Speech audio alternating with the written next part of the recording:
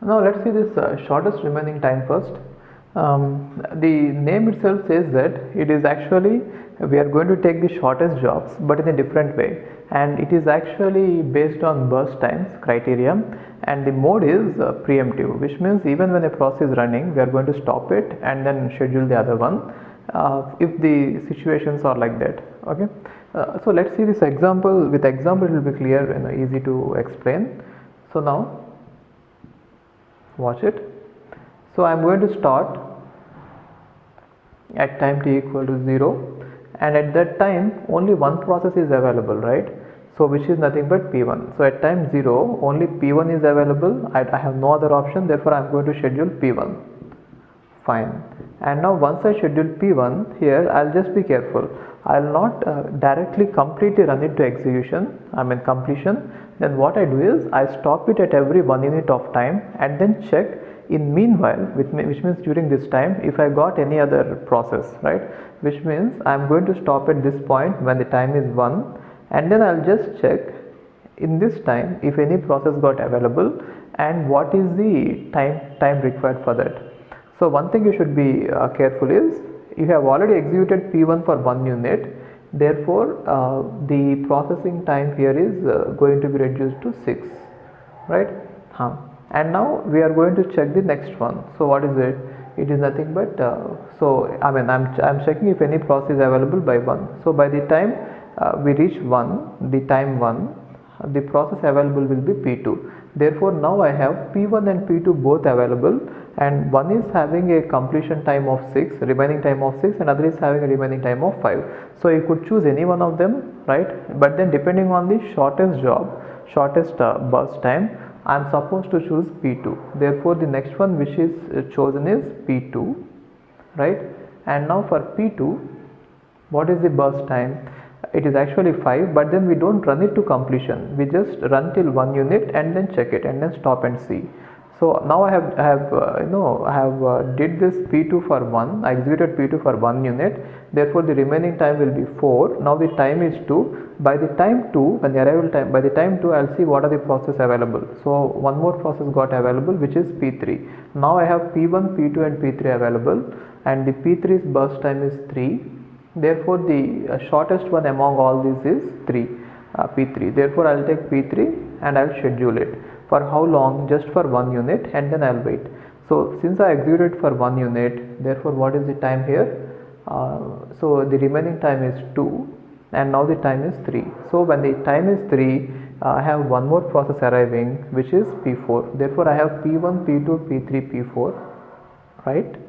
And now I am going to choose one of them. So which one is the minimum among P1, P2, P3, P4? P4 is the minimum. So P4 is going to be here, scheduled here. And anyway I'll run it for 1 unit. I don't have any other option. I have to run it for 1 minute only because the burst time is 1 unit, and then stop it. Anyway it is going to be stopped. Now the time is 4, and what are the processes which are available? P1, P2, P3, P4, and then P5, but P4 is over, therefore you need not worry about it. P4 is not there, right? So among this P1, P2, P3, P5, you just check which one is having the least time. So which one is having the least time here? So we have two processes which are having the least remaining time. One is P3 and the other is P5. Sorry, P5. Yeah, P3 and P5. But you have to pick the one which is having the least arrival time. So which one is having the least arrival time? P3. Therefore you are supposed to pick P3 itself, right? And now P3 has to be run for 1 unit, which means till 5, and then you should stop it and check it. Since you have run P3 for 1 unit, the remaining time will be 1, and now you just check it if any process has arrived. Yes, one more process has arrived whose process ID is P6 and whose time is 1. So I have now P1, P2, P3, P5, P6 except P4. I have all the process. In all these processes you are not supposed to see once you have all the process available completely, right, then you need not stop for every unit of time. The reason is now it is nothing but the shortest job first. Simple. Why are we stopping here after every unit of time is just to check if a new process with shorter burst time has now become available. But once all of them have become available, then once I pick the least burst time, then there is no way after executing the least one for some time someone else will become the least. Why? Because if someone else is least, that would have been picked up earlier, right? Therefore in this case, once all the processes become available, then this algorithm is nothing but shortest job first. The reason is, the algorithm is nothing but you could execute it as if it is non-preemptive version, right? So now you could take the shortest one and you could keep on executing them one by one. So what is the next one that has to be executed?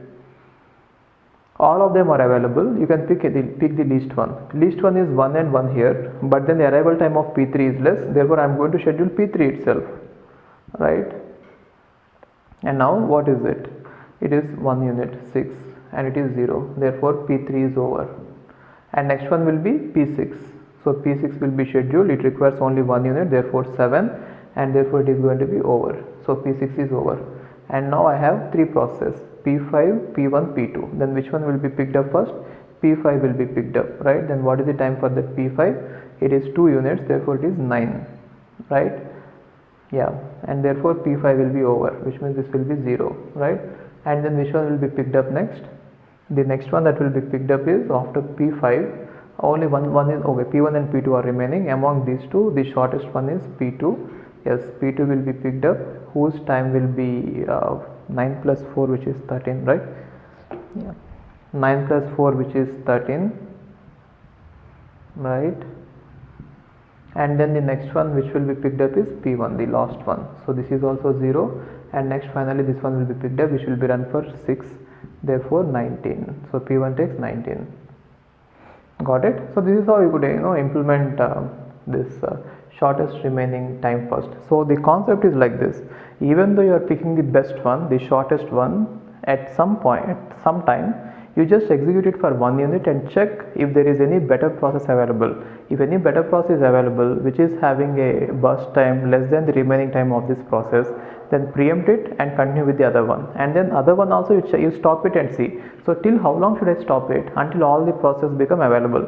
Once all the process become available, it will now become the non-preemptive version, which means we are not going to stop any process once we pick the least one. Got it?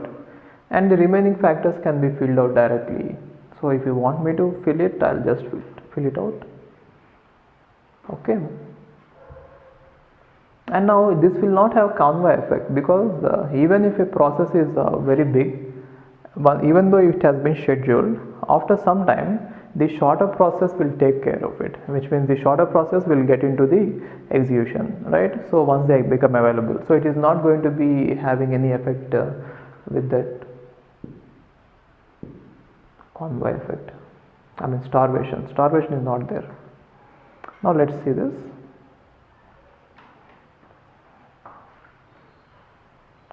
Now completion time. So completion time of P1 is, you have to come from the end. So see, whenever you try to write the completion time, always come from the end. The reason is P1 is going to occur many times, right? And the last time at which P1 has occurred is going to give you the completion time. If you go like this, it will just give you the first time at which P1 has been executed, right? So come from the end, the last time at which it has executed is there. So completion time of P1 is 19 and P2 is 13 and P3 is 6 and P4 is 4 and P5 is 9, P6 is 7, right? That is about the completion time. And what about turnaround time? Turnaround time is completion time minus this, so which is 19, 12, 4, 1, 5, 2. This is the turnaround time. And what is waiting time? Waiting time is, I told you, waiting time is turnaround time minus burst time, right? Then what is it? 12, then 7, then 1, 0, 3, 1. This is the waiting time, right? Now you can find out average waiting time and average turnaround time. And then sometimes they'll ask you what is the response time. So response time is nothing but after a process has arrived, how long does it take for you to schedule it for the first time? How long does it take for you to run it for the first time? For example, see this, P1 is running immediately, therefore response time is 0. And then P2 is running at time unit of 1 and it is arrived at 1. So immediately it is running, so it is fine. but P3 has arrived at 2 and then it is running at 2, therefore the response time is 0. And then P4 also arrived at 3 and it running at 3, therefore response time is 0. And then yes, P6, if you see P6 arrived at time 5, but it was running at time 6 for the first time, therefore wait, response time is 1. You have to wait for 1 unit of time. Like that you can find out the response time. Not very important, but just you could know about it. So this is all about the shortest remaining time first. It is a basic modification of shortest job first with it is even better compared to it. Anyway, it cannot be applied practically, it cannot be implemented practically. The reason is we never know, or we can never guess accurately what is the burst time for every process. Any algorithm which is based on burst time can never be implemented practically because we cannot guess the burst times. But if you have a mechanism using which you could guess the burst times, maybe you could use it, right? Fine.